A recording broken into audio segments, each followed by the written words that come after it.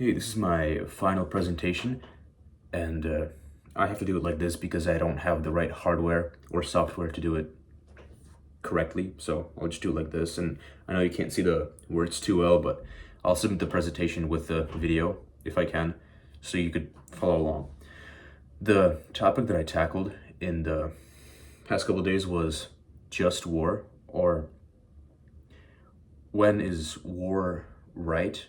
I'm not going to say okay because war is never okay, but when is it right to go to war? And this topic is important to me personally because of the current wars going on, especially in Russia and Ukraine, specifically because I'm a Russian-speaking Ukrainian who is born in that region. And well, it matters to me a lot why there's war and whether or not I should support war, which I don't support this one for the reasons that I'll go over. But it also has importance for everybody in general because we as humans are responsible for the wars that go on, even if we didn't directly cause them, because we all carry a bit of responsibility for the world that we live in, whether we like it or not. The context, it's the modern context, and specifically be focusing on I'll come back to this later, the Russian and Ukrainian war and the Israel and Gaza war. And I know in Israel there is relative peace, but the flames of war still haven't went out completely. And I have a desire to listen and to see what people have to say, what people said, and which way is going to work best. So let's first go over, if I have time for this, I'll go back, but let's go over the assumptions that I held going into this. My assumptions were that war is evil, always. It's a result of failed diplomacy. And that idea actually comes from, ironically, The Art of War, where the author describes war as a means of last resort. So it's like tackling a disease. It's better to prevent the disease than to do surgery, because if you have to do surgery means that, well, all your other methods failed, and war is, well, like surgery. The best outcome, I believed, never includes war, and that it must be avoided at all costs. These were my assumptions going in. Here is what Scripture has to say on the topic. In the Old Testament, war was rather a common topic. It was a tool that God used to bring justice. And these verses seem to be rather pro-war. It's stuff like, "You're my hammer and weapon of war. With you I break nations into pieces." Jeremiah 51:20.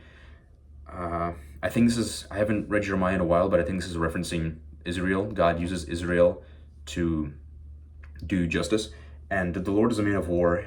The Lord is his name, Exodus 15:3. And the Lord really was a man of war. That was how they conquered the promised land. So this doesn't really agree with my perspective. But the New Testament has something else to say about war. "Blessed are the peacemakers, for they shall be called sons of God," Matthew 5:9. And for the classic verse, "We don't wrestle against flesh and blood, but against the rulers and authorities and principalities." It makes a distinction between physical war against people, and spiritual war against our sin. Jesus, of course, already defeated sin, but we are still his soldiers, and we still have to fight the sin that is in us. And if possible, so far as it depends on you, live peacefully with all, Romans 12. This was the verse that would probably encapsulate my beliefs going into this. If war is avoidable, if conflict is avoidable, avoid it at all costs. But interestingly, this doesn't say that war is necessarily, or conflict is a sin. So going into this, here, let's see. Here is the summary of, this is the reason part. This is the summary of the Western perspective on a just war, just cause for war. So jus ad bellum is Latin for, I believe, justice before war or justice going into war. So what conditions have to be met? This is the Western perspective. This is based on St. Augustine and I think Plato. Actually, we'll get to Plato later, but this is just quick summarize. There has to be a just cause, a competent authority, and I won't go into depth into what these mean, but then there's comparative justice.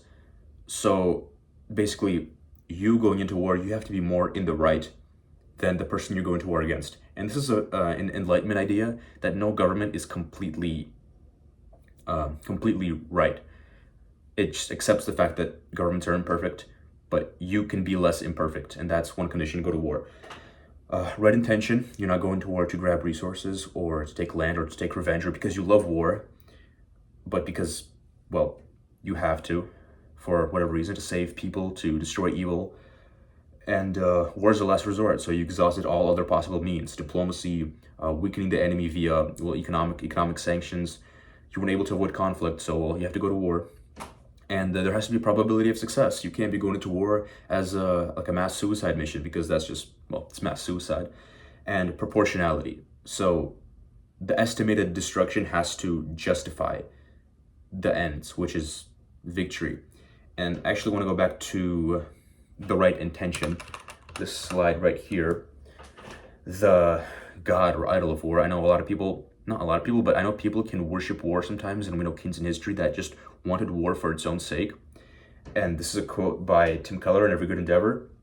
What an idol is: it means imagining and trusting anything to deliver the control, security, significance, satisfaction, and beauty that only the real God can give. And war or conflict or even weapons can be that idol. It can be something we hope on. So that is definitely not a just cause for war, and that's one thing you've got to watch out for. And then the continuation of the previous slide is jus in bello or jus post bellum, so justice in and after war. A lot of this is the same thing from the previous slide, but discrimination. So you have to be able to differentiate. The soldiers should differentiate between civilians and combatants. Proportionality, just cause, talk about that. Reconciliation, so you have to make peace and make sure there's no enmity after the war with the people you fought against, the people you just defeated and destroyed their land. You have to reconcile. Punishment, punish the wrongdoers. It doesn't matter which side it is. Think the Nuremberg trials. There was definitely punishment.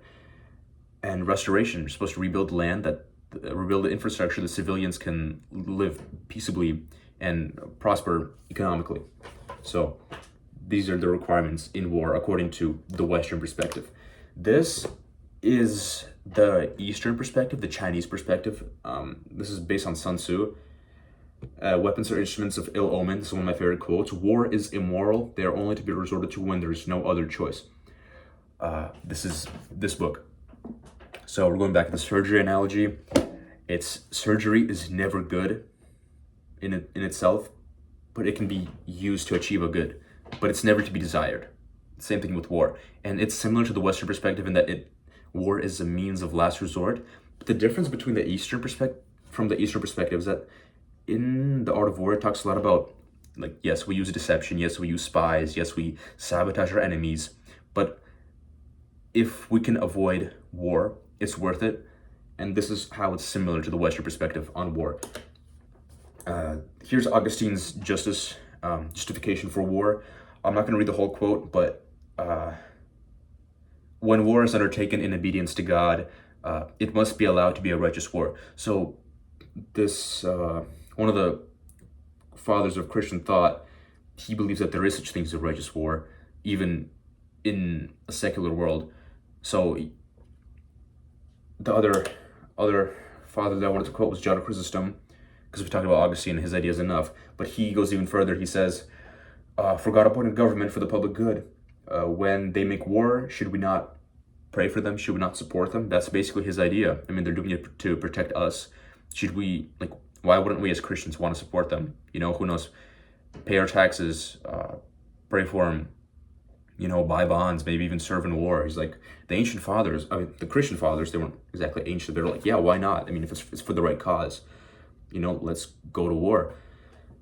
The conclusions that I came to is that there has to be a distinction between physical war and spiritual war, because we as Christians, we are constantly at spiritual war, so we're not foreign to the idea of war. We're not avoiding conflict, because we are always having conflict with our evil nature. And war can be a necessary force, because think back to the appeasement policies of Great Britain in the 30s, you know, if they intervened against Hitler earlier, they would have prevented many, many deaths, but they just kept appeasing, they kept postponing conflict. They couldn't see the fact that war was necessary because, well, it was. And the other conclusion that I came to was that we should avoid war to the extent possible. So if there's War shouldn't be desired for its own sake, and we talked about it a lot. Exhaust every other possible means. Here are the action steps that we can take based off of these conclusions. Is that do not glorify war, do not make it your idol. It's not something to be desired. And another thing is that conflict begins at an interpersonal scale, and so does peace. So let's go back to the 1930s and 40s. The hatred against Jews, for example, it started with jokes and just despising them, and then they would make the Jews like scrub the floors with toothbrushes, and nobody would do anything, and that was just the start. And then next you know, there's like the Holocaust. I know this is like a slippery slope, but this all begins with interactions between you and I, and then this kind of grows into this conflict culture, and that's like fertile ground for actual war. And war is a last resort. So let's say if you're a diplomat, or if you're even a person, right? Anybody, like if you're anybody, conflict is not always avoided, but if you can, do it, because blessed are the peacemakers, and if possible, be in peace with all. Again, this is the New Testament. Do not shy away from war if necessary. So war is not evil in its own, and we should take responsibility for our decisions. So the people who declare war are responsible for what happens. You know, the generals are responsible for the soldiers, and soldiers are responsible for the deaths of civilians, or somebody has to be held responsible. These are the action steps. So can't let people get away with war crimes, no matter who they are. And one thing that I really wanted to mention is power. And this is how it ties into Christian leaders who want to lead with courage and calling. Whenever there's conflict, it's almost always about the issue of power. And it's not always like strength power or force. It can be soft power, like influence or authority or respect. It's almost always about the issue of power. And this is what I concluded is best for Christian leadership, is who should be in power. It's those who are competent, of course, and those who want it least, because they don't have power for its own sake. They see power or authority as a responsibility, not something to be desired for its own sake. And those who have the least to gain, are the least likely to abuse power, and also people who understand that authority corrupts. So leaders in church, in the community, in the family, they have to understand that power is not something to be desired.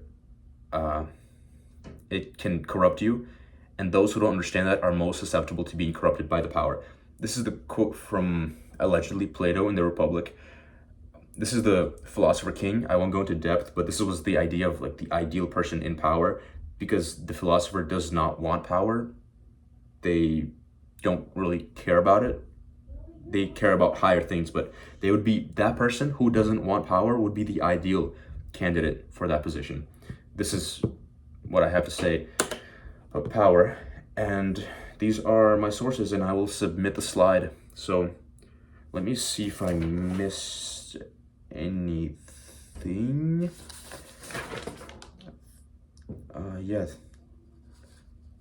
No, I think I got all the points. So thank you for your time.